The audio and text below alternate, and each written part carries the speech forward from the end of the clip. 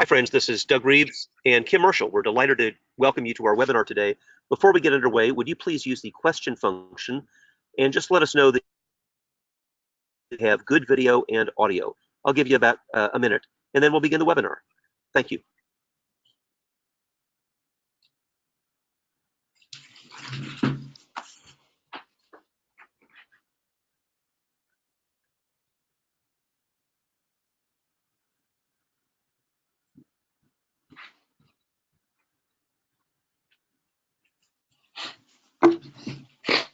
Okay, it looks like we have great audio, so now we're ready to begin. It's my great pleasure to introduce Kim Marshall. Many of you know Kim from the Marshall Memo, perhaps one of the most influential publications in education in the US and around the world. Every week, Kim synthesizes 60-some journals and gives you a summary of some of the best and most important educational research, not only from our regular education research journals, but from a number of practitioner, professional journals, and even journals outside the field of education that are enormously helpful. Check out marshallmemo.com. Kim is also the author of several books, including a particularly important one called Rethinking Supervision and Teacher Supervision and Evaluation, published by Jossy Bass. And I would encourage you to consider that. He's also the author of many articles. You'll find a number of those articles on our website, creativeleadership.net. One of his most recent ones in the American School Board Journal was The Truth About Teacher Evaluation. So without further ado, it's my great pleasure to introduce Kim Marshall. Throughout the discussion today, you can ask your questions using the question or chat function. I'll moderate and toss those to Kim. Kim, welcome. Thank you so much. It's a beautiful afternoon here in Boston. I want to try to do an efficient job with instructional time management here and use our time well, but please chime in at any point if you have questions or comments. Here's a sort of a, we can get this thing working here. It's not advanced. Okay, here we go. I saw this in a principal's office outside of Boston one day. The to-do list this principal had up there: do this, do that, do everything, which pretty much captures the nature of the job. And by the way, as I talk about principals, it can be assistant principals, department heads, anyone who is sort of directly in the line of authority within a school. So I coined this term years ago, one of my first articles for CAP, in HSPS, which is Hyperactive Superficial Principal Syndrome, something that I fell into a lot in my opening years as a principal in Boston, starting around 1987. And I really think that the nature of the job is that there are all these forces pulling principals away from the core of the job, which is instruction, just all this stuff that happens. I think the root of your problem, Billy, says the principal, is that you're hyperactive, but I can't stop talk about it now. I got to run. It's one of my favorite cartoons about this. An article that I absolutely love on this is by Friesen and Costa way back in 1998. And this is, by the way, in the Marshall Memo archive. They did a summary of this. They said there are really three kinds of work in the principalship. There's value add work, which is directly leading to higher student achievement, better teaching and learning. And in this category, you would put, of course, observing classrooms, supporting teachers, and analyzing interim assessment data, curriculum unit planning, all the sort of really high value things that school administrators can do. Then there is necessary work, the work that just is associated with keeping the building running. And not at the core instructionally, but you can get fired for not doing this well, and it can grind other things to a halt if you don't have heat or running water or whatever. And then there is waste work, the kind of work that doesn't add any value at all and that chews up time, and usually happens when somebody has made a mistake. Perhaps you, perhaps somebody else. And I have a couple of stories about that later on. So here's this very simple quote from John Safio, Rick DeFore, and Mike Matos. The key to improve student learning is to ensure more good teaching in more classrooms more of the time. It's that simple. But it's not that simple. But we can use this as sort of a test of any leadership action. Is this activity contributing to good teaching in classrooms or not? That's what real-time management and what instructional leadership comes down to, is maximizing that. And so my structure for this afternoon, or maybe it's not afternoon where you are, is there are really sort of three major categories. One is setting big picture goals and staying focused on the right stuff. The second is continuously improving teaching and learning. That's really the core of the work. And then the third is getting better at time management. And this includes some tricks. And we'll talk about multitasking in a minute. Is that a trick or isn't that a trick? So these are the three major categories. Within the first one, there's deciding on a few priority projects, the so-called big rocks, planning for the year, month, week, and day, getting it to ripple down from the big picture to the daily thing, and then kind of keeping track of progress. And the second category is being clear about curriculum and discipline, orchestrating team meetings and professional development, and then getting into classrooms. And then the third category is, what do you write down? How do you write it down? Where do you write it down? How do you prioritize? How do you follow up? Delegation, which is on everybody's time management list, and then minimizing those time wasting, that non-value work and activities. And finally, at the bottom of the list, taking care of yourself, which used to be at the top of my list on the theory in an airplane that you put your own oxygen mask on first before you help that suffocating child next to you. But I kind of got it at the bottom list now because everybody knows this is a crazy job, but do take care of yourself. So we're going to roll through these, and I hope you've been able to download or can look at the rubric that was included in Doug's material. So if you need a moment to grab that, because what I'm going to invite you to do is, as we roll through these 10 things, is to sort of score yourself on the rubric. Rubric has 4 levels for each of these categories. And my theory is that the higher you are, if you're level 3 and 4, you're working pretty well. You're working deeper and smarter. And if you're at the lower levels, something is going wrong and it needs to improve. So maybe by the end of this webinar, you'll have a list from the rubric of the things that you really want to pay attention to, and a list where you really are just going to celebrate. You say, I'm doing well on that. So using insufficient time, because there's never enough time, using it as effectively as possible, spending maximum time on what makes a difference, keeping your sanity, having a life, of course. And I have to say that at the end of my 15 years as a principal, I was pretty burned out. So I was breaking some of my own rules here. But in my coaching of principals since then, the last 16 years, I have gotten some accumulated wisdom on this subject and think about it all the time. And really, if you're doing level 3 and 4 work on each of these, you're lifting student achievement, you're lifting your teachers, you're lifting your school, you're producing. So here's this rubric, and I scored a principal that I know pretty well in this rubric a little while ago, and you can see it's kind of a mixed bag. It's overall effective. If we were to give a score for this page, there's 3 areas: reflection, delegation, and balance that are not in such good shape. They're at sort of the mediocre level. There are 3 that are at the highly effective level: collaboration, instruction, and follow-up. And then there are 4 that are at the effective level. Nothing to be ashamed of with the effective level. That's good. Okay, so let's roll through these, and please, again, stop me at any point if you have questions or if you want to comment or add something. So this first picture is big picture goals. So here's a gentleman that's having a little problem with prioritization. He's got, let me just make a little note of that. I never seem to get anything done around here unless I make a little note. Kind of a good cartoon from the business community.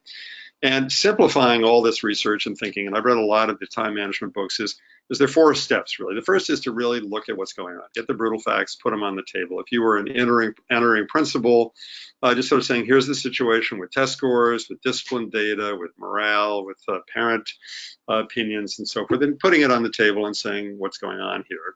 Then for that year, choosing a few, no more than 3 big rocks, the major priorities, setting some measurable goals, and then putting an action plan in place. Mike Schmoker wrote an article years ago, I think it might have been in about 2003 in Kaplan, talking about how that's your action plan and it should fit on about 2 pieces of paper. Really simplify it down to just these things. What are the facts? What are our big rocks? What are our goals? And what's an action plan for each who's responsible?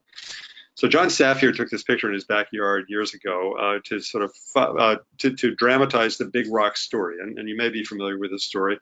A consultant giving a presentation puts these 3 big rocks into a mason jar and says, "Is it full?" And some people might say it's full, but then he fits in some gravel that fits into the cracks, then some sand, and then some water. And the moral of the story that a naive person would say is you can always fit more in. But the real moral of the story is you got to put the big rocks in first, because if you don't, as a principal, your day will be consumed by all the smaller things. You'll be busy as heck, but you'll be doing all the little things, the sand, the rocks, and the water, so gravel and the water, and you won't get to that. When Steve Jobs was head of Apple. Go ahead. Is there a question? When Steve Jobs was head Yeah, of I just Apple, wanted. Several people are asking about the handouts. about the what? Excuse me. Several people are asking about handouts. They're right on your GoToWebinar control panel. Just click on handouts, and you'll see them right there, and you can download them if you have not gotten them already. Sorry, Kim. Go ahead. Great. So when you get the rubric, you want to think about, we're working on the first one. We'll do these one at a time. You want to think about where you're at on number one.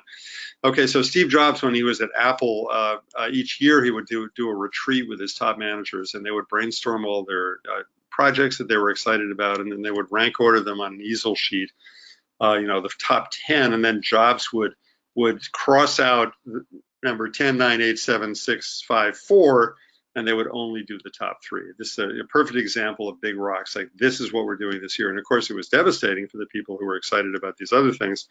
But no, they were only going to do 3, and they were going to do those really, really well. So Stephen Covey, years ago in his book, The 7 Habits of Highly Effective People, said the key is not to prioritize what's on your schedule, it's to schedule your priorities. I think that's a kind of a Zen-like principle of this.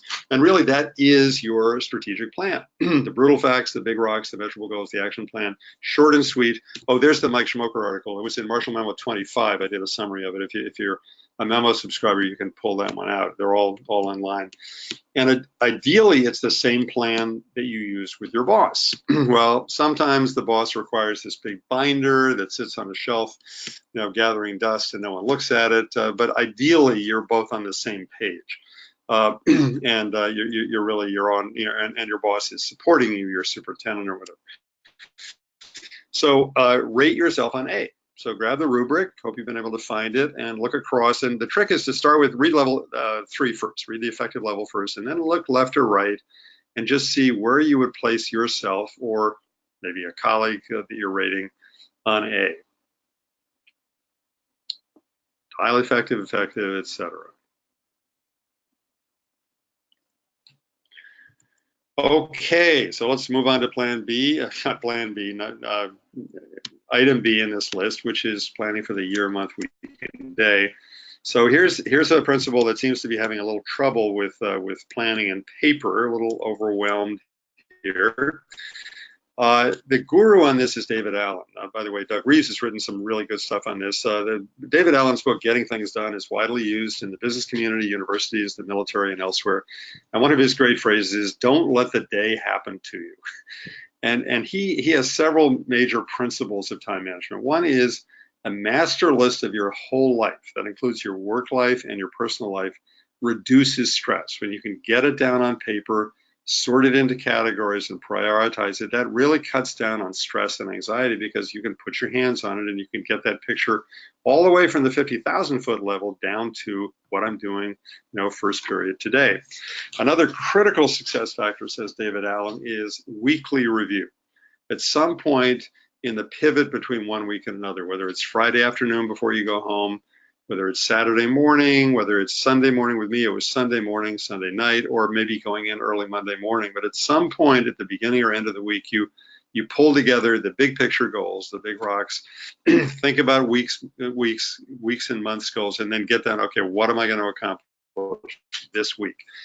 So then we have human nature, putting off unpleasant tasks. And those of you who are my age, you may remember Pogo Possum, a cartoon character who actually coined this phrase. Yep, we have met the enemy and he is us, or she is us, I suppose, too.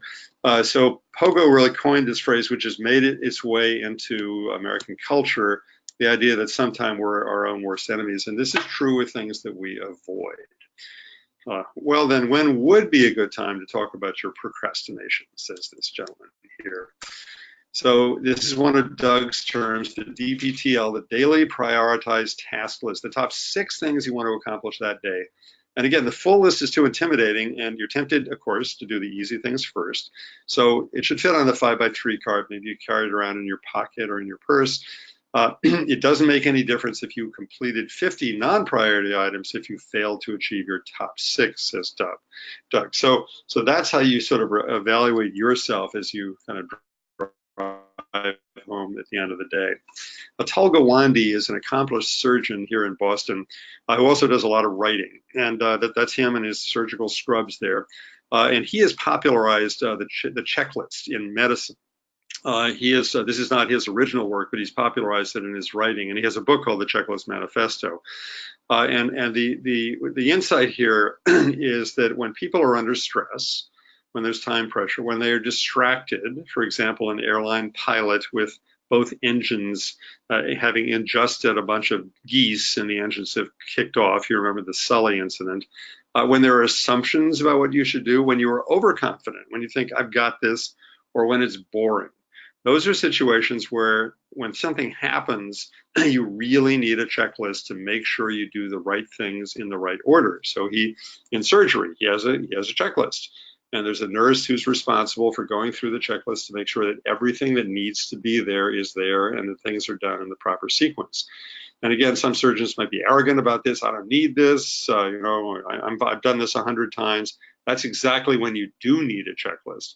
So think about its application to schools. There are lots of places where a checklist, an emergency in a school, down to a special ed, meeting, where certain protocols have to be observed.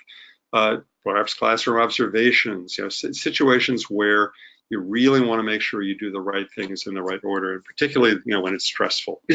So Gawande's a wonderful guy. If you haven't read his stuff, I highly, highly recommend his stuff.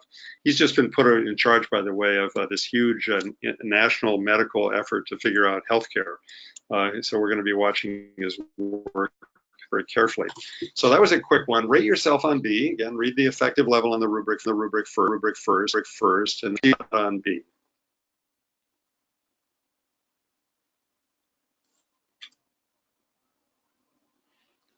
Okay, I hope I'm giving you enough time here. Push back if not. So the third one is a real quickie, is monitoring progress. How about we ditch intuition and try another approach? They're having a little problem here in this business. So the thing is, how do you make monitoring part of your planning ritual? And at what point do you reflect? At the end of the week, do you write a journal, keep track of things? How do you stay on top of research and effective practices? What do you read? What publications do you make time to read? Looking at long-term goals, weeks goals, and assessing your progress. Looking at data, perhaps student achievement, teacher evaluations, classroom visits, that sort of thing. And constantly thinking about, where am I putting my time? I remember one of my colleagues in the Boston schools, when I was in the central office, Bob Peterkin, used to do a real inventory of how he was spending his time. He would say, well, I spent 40% of my time in schools this week, or 30%. And then maybe quarterly, every 3 months, doing a time management audit, perhaps pulling out this rubric again, seeing if you're making progress on it, looking at the year's game plan, measuring progress. And one thing I was the principal of one school for 20 years. I really found it very helpful at the end of each year to come up with a list of what were the 20 big things that happened this year, the most important things. And keeping a list of that over time was fun and to look back on, and also really instructive when I got boiled it down to those 20 things. So just rate yourself on that one. That's a very quick one, monitoring progress.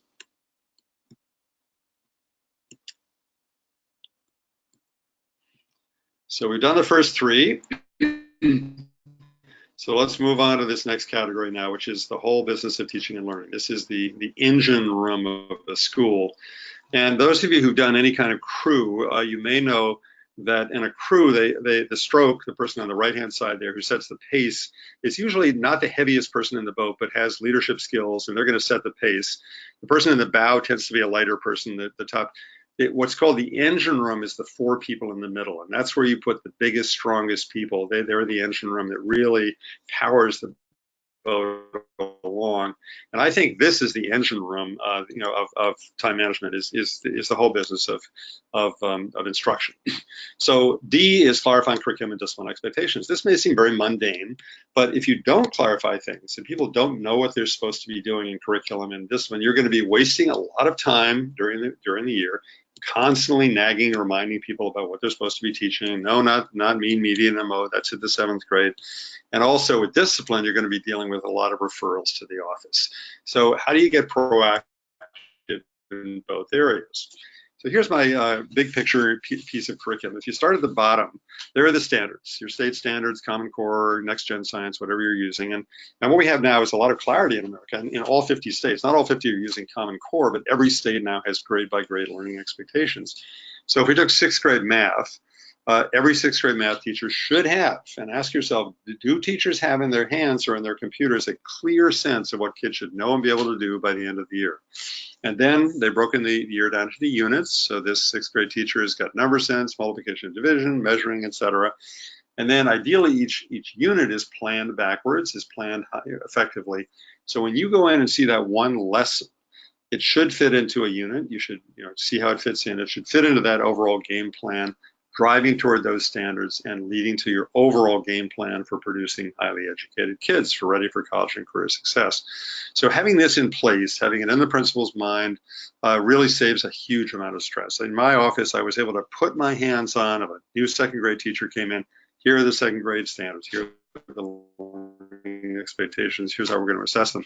So what do you look at? Do you look at lesson plans? So I think lesson plans are not the practical thing to look at, because in a school with 35 teachers, there are 24,500 lesson plans a year. There's no way you're going to look at all those. And if you did, you'd kill yourself, and it would be micromanagement. I think much better to look at curriculum unit plans. There are only about 110 of those in a year. They roll out 6 weeks at a time. Maybe spot check lesson plans during classroom visits, but I think unit plans are the place to look. So now let's talk about discipline. Now, that person chewing gum so loudly has finally stopped. Perhaps we can all pay attention to what I'm doing here. So the question in the school is, when that bubble pops, should that kid be sent to the office or not? And the school has got to have clarity on that. What do you send kids to the office for, and what do you deal with yourself as a teacher? Here's a slightly different situation. Robert, put that grenade launcher away immediately, or I'm going to have to report you to the principal. Probably this one would be one where you'd call the office, right? And just flow. So the Centennial High School in Colorado did a lot of work thinking through, on the left-hand side, what are things we want teachers to handle? And on the right-hand side, what are the things that we want the office to handle, that the office must handle? And just take a quick glance through this list to see how they sorted it out.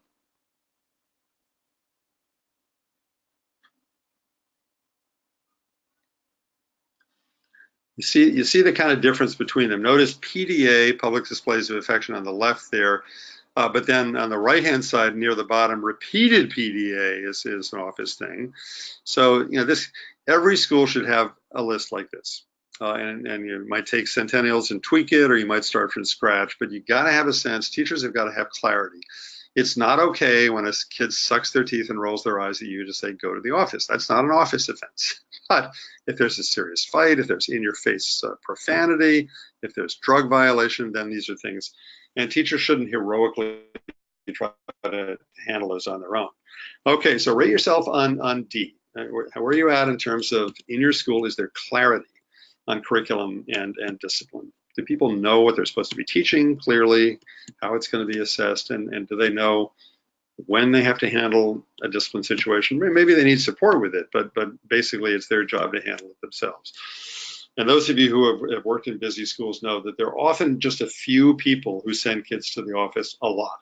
The best teachers never send kids to the office, and those people need help and support getting better, and they've got to get to the point where they can handle 95% of the discipline themselves. Okay, so E on our list is supporting, orchestrating and supporting teams. So this is what we don't want. We don't want teachers working in isolation from one another, confronting the extremely complicated job of teaching all kids to high levels. We want teachers collaborating. And I'm not saying teachers are like mice, but it's a cute cartoon. So what's the best frequency for meetings? So how often do you have all staff meetings? It's professional development. How often do you have an off-site retreat? In the summer, some other time when you go off-site, which is a golden opportunity to think big picture, develop trust in relationships. How often does the leadership team meet? That might be once a week. Student support team meetings, grade level or department meetings, ideally perhaps once a week. Subject area curriculum, so you got the vertical and the horizontal meetings there. I don't know if your school has individual teacher check-in meetings. I work in some schools where there's a weekly 20-minute check-in meeting. How's it going? What can I help you with? What do you need? Kind of meeting. Those are terrific if you can manage them, you have to have a pretty good ratio for that. Interim assessment meetings, data meetings, school site council meetings. I often, I met with our lunch monitors. We had 9 lunch monitors in our school. I met with them once a month, and that was very helpful to cafeteria management, office management, and so forth. But a lot of people hate meetings, and I have 6 cartoons on things that can go wrong with meetings. Check out the first one here. Today's meeting will be endless with a half-hour break for lunch. Got to put time limits on meetings. Sometimes I think the collaborative process would work better without you. We've got people who are hard to work with, but we got to work with them. I'll let you read this one.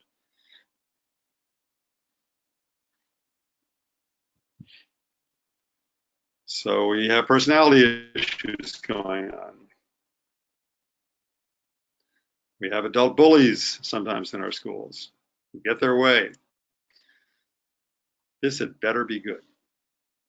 So this one is not a cartoon. This requires a little explanation here. This is a photograph in Philadelphia Public Schools illustrating one of the problems they were having with their interim assessment PLC process. And you can see in this picture a number of things. The configuration, where people are sitting, their body language. Most importantly, there's nothing in front of them. They don't have work, student work, data analysis, spreadsheets, and so forth in front of them. This is probably not a very substantive meeting. And by the way, that was one of the big things that was going wrong in the Philadelphia schools, was their interim assessment program, costing millions of dollars, did not have good PLC meetings. They were not running as well. So I think PLCs, professional learning communities, are the engine of improvement when they are run well. Teacher teams looking at common assessment results, making decisions about fixing up student misconceptions, improving their teaching strategies, reflecting on their work. The critical element, I think, is the principal visiting these, monitoring them, or assistant principal or department head, making sure that these meetings are going well, because this is a process that will not go well by itself. Rick DeFore used to say that good PLCs are an unnatural act. Teachers will not necessarily do this by themselves because it's countercultural. So they need leadership, direction, facilitation, and so forth. And maybe there's a rotation of agendas. So Google Hangouts is a wonderful format for lonely singletons. If there's only one physics teacher in a building, getting together with other physics teachers on Google Hangouts and having discussions about this. So if you drop in on a team meeting, you would hopefully see something like this: a manageable number of people focused on work, spreadsheets, candy, coffee, and you might hear a question like this: your kids did better than mine. What did you do?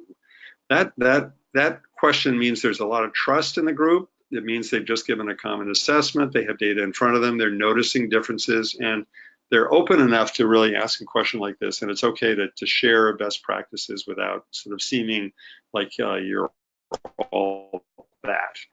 So rate yourself on E. How you doing in terms of getting your team meetings, your meetings focused and really running effectively?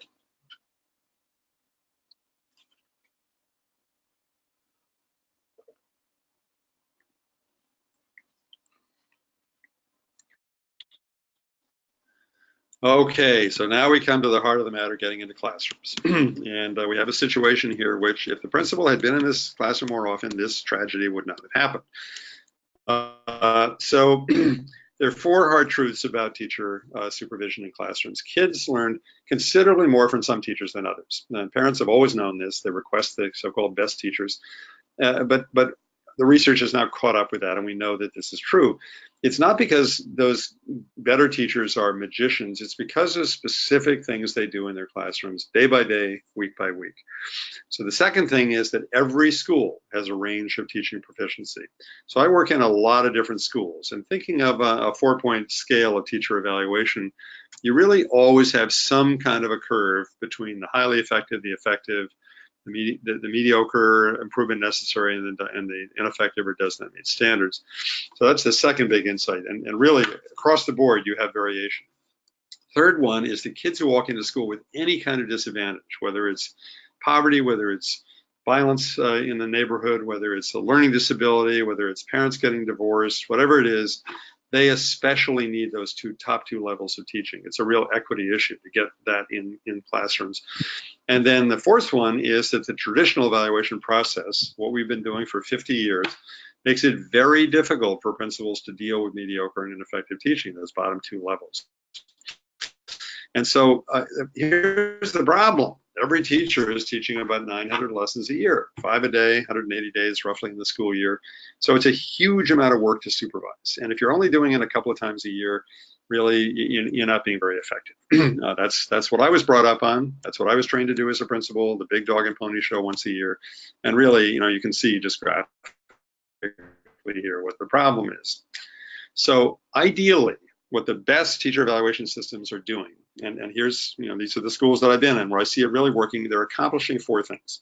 They've got quality assurance. They can look a parent in the eye and say that honestly, all students are taught well in the school virtually all the time. Everyone has an off day occasionally, but quality assurance. The second one is feedback. Everybody's getting feedback. We're appreciating our effective teaching and we're coaching our less effective teaching on an ongoing basis. The third thing is we're motivating teachers to bring their A game every day because we're in their classrooms a lot. We got them thinking about their work, the student results, and so forth, and they're constantly getting better. And then the fourth thing is good personnel decisions. So we're making a good decision about that first year teacher. Do we give them another chance? They've had struggles this year, or is this time to move on? Or does this teacher need to be dismissed or disciplined? So quality assurance, feedback, motivation, good personnel decisions, and it has to be manageable. And here's the rub, because the traditional system is so time consuming that we're not in classrooms enough to give quality assurance. We're not in classrooms enough to give effective feedback. We're not in classrooms enough to motivate teachers, and we're not in classrooms enough to make wise and effective personnel decisions. So there's a new theory of action, which is really getting out into more and more schools around the country. To see daily reality, the visits to classrooms must be unannounced. The dog and pony show has just got to go out the window. And short, it is astonishing how much you can see in 10 minutes in a classroom. So I am in the middle of teaching a course for aspiring administrators here in the Boston area. Just this afternoon, we showed a 10-minute video, and we then had a discussion that lasted for 15 minutes on the 15 things that this teacher was doing well, and then the 10 things that could be improved, and then we focused on the one thing that was the best leverage point. So to get a fair sampling of teaching, the visits have to be frequent, and the frequency that I recommend is about 10 a year, about once a month for each teacher, which comes down to about 1 or 2 a day for most principals, about 2 a day. So after each visit, focusing on 1 or 2 leverage points. What's the best thing to get this teacher thinking about? Not overwhelming them with a whole bunch of points, but the one thing that's best. So many observations, as I call them, some people call them walkthroughs, are enhanced by medium stakes face-to-face coaching conversations each time. And a short write-up. I had my class this afternoon do a short write-up limited to 1,000 characters. It took them about 5 minutes to write it, to summarize the conversation.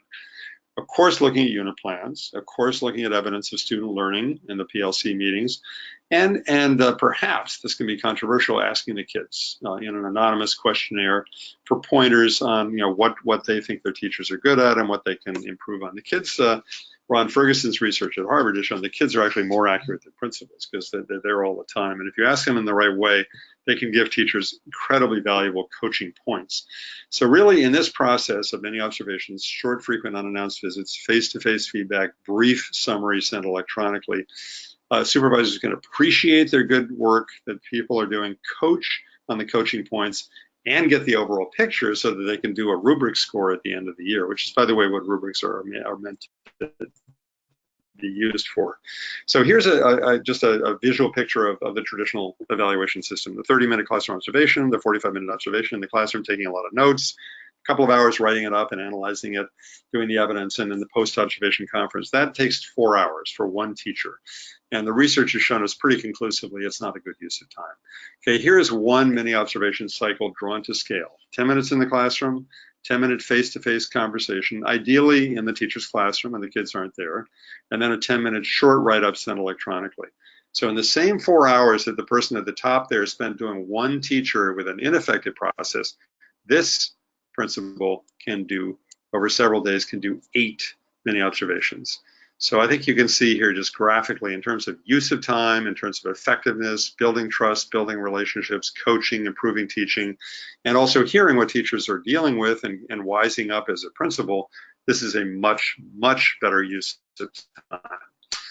I've done a graphic here to show how this would fit into a day, and I've drawn these to scale. So on Monday, there were 2 mini observations, 10 minutes each, total of 20 minutes. 3 on Tuesday, total of 30 minutes, and so forth. Now I'm adding in the conversations. Okay, so the one at the top there on Monday was from the previous Friday, didn't catch the teacher. So look at those wide open spaces there. Plenty of time to do all the other things. Now I've added in the brief write-up done in the late afternoon or evening or in the early morning, not in the heart of the day. And you can see, again, vast amounts of, it takes time every day, 60 minutes, 70 minutes, but vast amounts of time to do all the other stuff that a principal needs to do. So rate yourself on F. How you doing on getting into classrooms and giving feedback?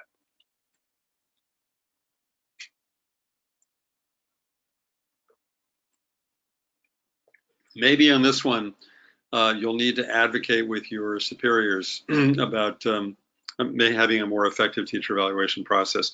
Teacher unions, if you have them, are actually very friendly to this process. It builds much more trust. It's much safer for teachers with short, frequent visits where they can speak to the principal about what's going on. It really is, it's a much wiser and more effective process. If you're interested, I can steer you toward school districts that are using this with great effect.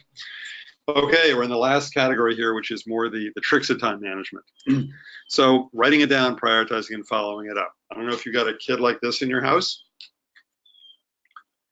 So writing it down is really, really important.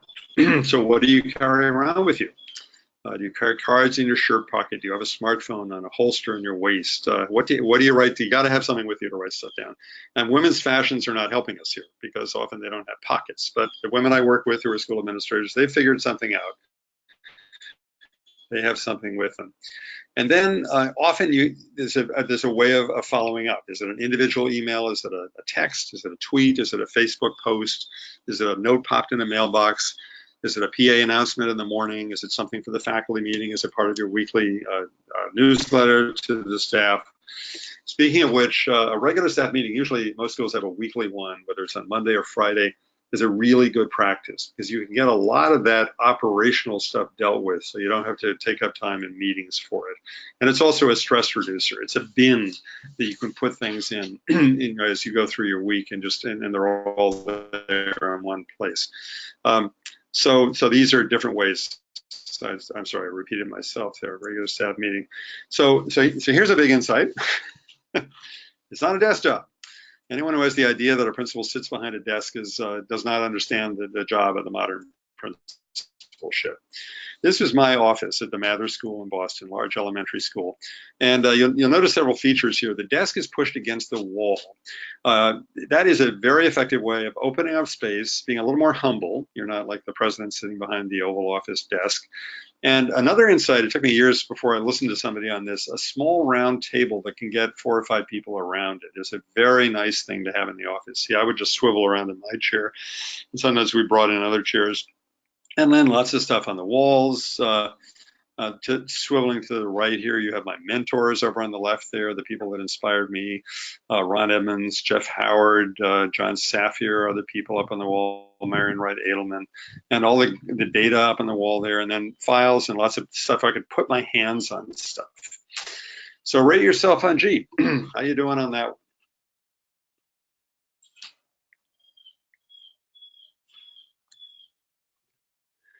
So H is delegation. So this is on everybody's time management list. Tell you what, I won't micromanage if you don't macro mess up. Great cartoon. And it goes to the issue of competence. You got to have competent people. This is a hiring issue. If you inherit people who are less competent, you work with them, maybe you dismiss them, but you got to be able to trust that when you give something to someone, they're going to do it and they're going to do it well. Otherwise, you're going to want to do it yourself, which is not something you can do because you're going to kill yourself. So if colleagues can do it, they should do it, especially lower level tasks. Malachi Pancoast, who's a well-known consultant around the country on time management, is a big proponent of delegation. In his 2-day workshop, he brings in the secretary on the second day to make sure the secretary is doing everything possible to buffer the principal, to deal with the low-level stuff. And then you got to put competent self-starters in key positions. Of course, teachers, teacher leaders. A building substitute is a wonderful thing to have, a consistent person who knows the kids, who can fill in. course, the secretary is crucial, sometimes the most important person in the building, assistant principals, deans, SAMs, and SSTs. SAM is the School Administrator Manager Program, an excellent program for training somebody to keep the principal on task. And of course, dividing up supervision and evaluation. If you got 40 teachers, if you have one assistant principal, as I did, 20 each, and then gradual release of responsibility. And of course, hiring well. Hiring is unbelievably important. And every time I cut corners on hiring, I paid the price, putting the time in necessary. Talk about time management to get the right people on the bus. School in Spanish Harlem in New York City, the principal, Alex Estrella, had this up on her wall, on her door. Kind of a good message to people. So teacher teams can be one of the most productive parts of any school. Teams doing unit planning, scheduling team time, of course, having same grade, same subject teams together at least once a week. Ideally 90-minute meetings, so there's time to really get stuff done. And then having someone in charge of the teams to facilitate it, and then the principal dropping in and of course getting reports. But there are some things you need to do yourself. And I'm a big advocate of principals being out front in the morning, greeting people, being out there at dismissal, and doing some cafeteria duty, because cafeteria is a wonderful place to have low-key conversations with kids, to see what's going on, to take the temperature of the school.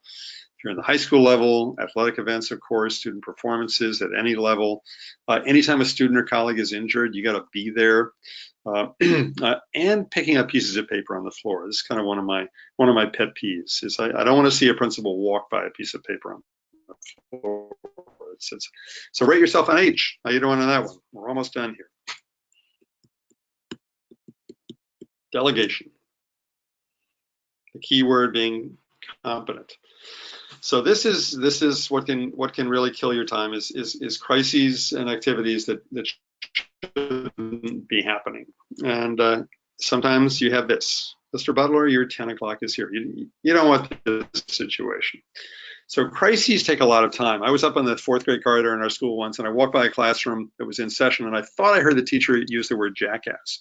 But I was busy, and he was teaching, and I didn't say anything, and I forgot about it. The next day, we had a very angry parent up there whose daughter had been called a jackass. So I spent a lot of time dealing with that crisis. If I had just listened and followed up with that man, it would have been a different story. It would have been, we would have forestalled it. We would have gotten to the parent first. So a lot of prevention 101 is just being vigilant, having eyes in the back of your head, getting enough sleep, being sharp and fresh, being in the cafeteria, walking up that back stairway where there might be some bullying going on, being out front in the morning, and of course, frequently in classrooms, picking up on things, developing really a sixth sense of what's going on all around the school. Principals who are chained to their desks are going to have lots of problems. I always say a sitting principal is a sitting duck. You got people dropping in, you got a minute, you got to outsmart them. You got to be out there, you got to have stand-up meetings, you got to drop in on meetings, forestall problems, and so forth. The metaphor I like to use is if you're washing dishes and there's a pan that's really encrusted, you can spend 10 minutes scrubbing it hard now, or you can let it soak overnight, and you save a lot of time that way. Of course, there are some things you need to do with now.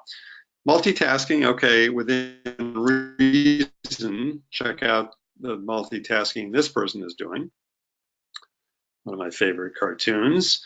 But as we are reading now in the research, in fact, multitasking is a myth. You're never really doing two things at once. You're switching rapidly between things. And the quality of work suffers greatly the more you're multitasking in terms of quality of work done, listening, being a human being with other people. So you really gotta not multitask, especially when you're talking to a human being. I send the Marshall memo out to a lot of people every week, and this is the out of office message I get from Jason Martin, at that time a principal in Stamford, Connecticut. Check out what comes back if you send him an email during the school day.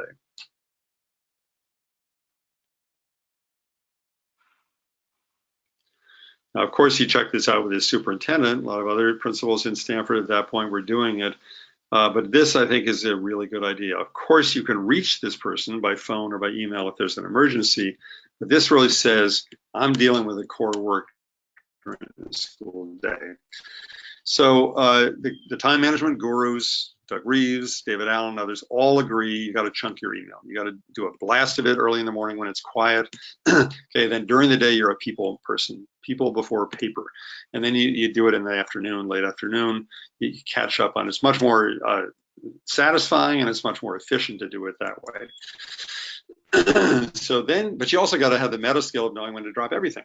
Child is injured, teacher's parent dies, there's an emergency of some kind. That's time management too, is knowing when you drop everything and run to deal with it. So rate yourself on I. How you doing on this one here?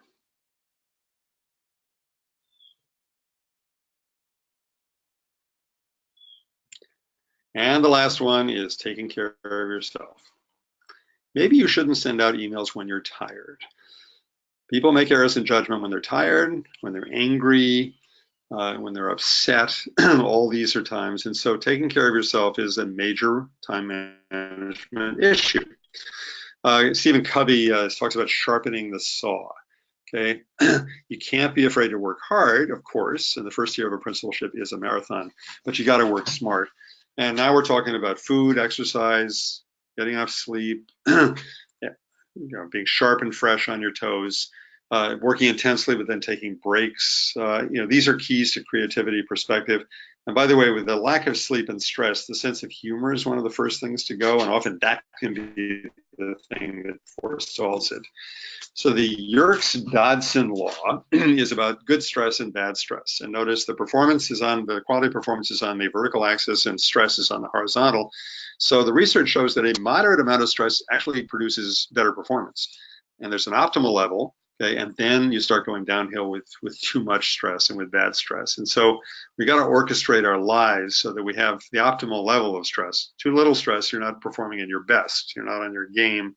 Too much stress, you're making mistakes, you're alienating people, and so forth. So this is a useful concept. Jerry Patterson, in one of his books, wrote about 4 sources of energy. Physical energy, so there you're talking about sleep and exercise and so forth. Emotional energy, a lot of that is relationships, bonding and so forth at home and in school. Mental energy, so that's being stimulated, keeping up with the research.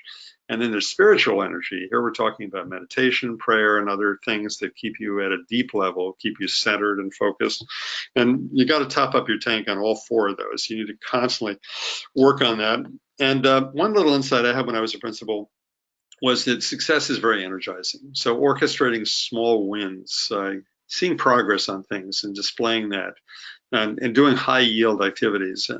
And when things are working, you're jumping out of bed in the morning. You have your morale and your energy and so forth. So that's the last one. Rate yourself on this one here. How you doing on this one? And often I would have to say I was rating myself at level 2 on this one. I was not so good on this in the sleep department. And a lot of that was delegation, was having the right people with me. But I needed to do better on that. Maybe that's why I got exhausted. So wrapping up here, nobody's perfect. You still got HSPS, hyperactive superficial. There will be days when things are crazy. You're never recovered from HSPS. You're recovering. You got to hang in there and apply the principles of these 10 things. You might think about, stepping back and looking at your rubric. What are the key areas? There are probably 2 or 3 where you really want to focus. Time management is the key to lifting student achievement, using your time well, being in those top 2 categories. And again, small wins feed your energy, confidence, and success. So look this over, zero in on the 3 weakest areas, reflect on them. Think about, so what can I do better at? What are the things I'm not comfortable doing that I need to do more of? There's a time management audit in your materials also. And write an action plan about how you're going to maybe have a time management buddy, maybe sort of check in, do the rubric again, in perhaps in 4 months, do it in a different color and fill out my rubric and see if you're making progress. And so that's it. There's my book, by the way, which does have a chapter summarizing a lot of this, and get David Allen's book too. And you can email me if you have questions. So Doug, have we got any interaction here? Any thoughts or comments from folks as we've gone along? Yes, Kim, you hit a real nerve on the meeting questions, and I'm going to synthesize several questions into one, which is, we have a culture of toxic meetings, disengagement, misbehavior, all kinds of things that undermine the meeting. Give me 1 or 2 ideas to make this better. Wow. So that's something that rings very true for me. We had some toxic individuals in our building, and I think one of the relationship coaches that I worked with, family therapist coaches that I worked with when I was a principal, talked about there are times when you need to shift to power. There are times when you need to really pull someone aside and get out the teacher evaluation rubric.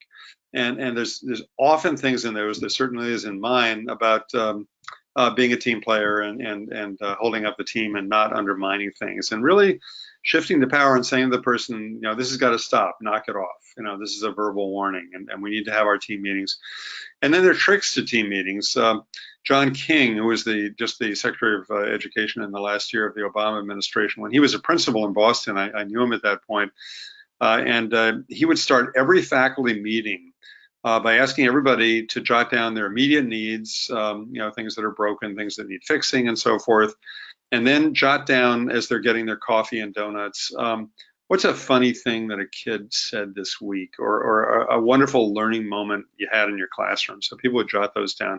And then when he kicked off the meeting, the first thing he did was to say, would anyone like to share out, one of those comments or funny things from the kids? And always in his staff, there were a couple of people who told stories. So they started the whole meeting off with something really delightful about kids and about learning. I wish I'd had that advice when I was a principal, because it would have lightened up and focused a lot of our meetings on the right stuff. And I think it would have forestalled some of the sour, negative stuff that happened. Well, Kim, thank you very much, and thanks to our audience. As you can see, you can reach Kim at the audience before you. We're also going to make this webinar and handouts available at the website creativeleadership.net. That's creativeleadership.net, where you'll see this webinar, the full audio and video version, as well as the handouts. Thanks very much for joining us. We hope to see you again. Thank you all.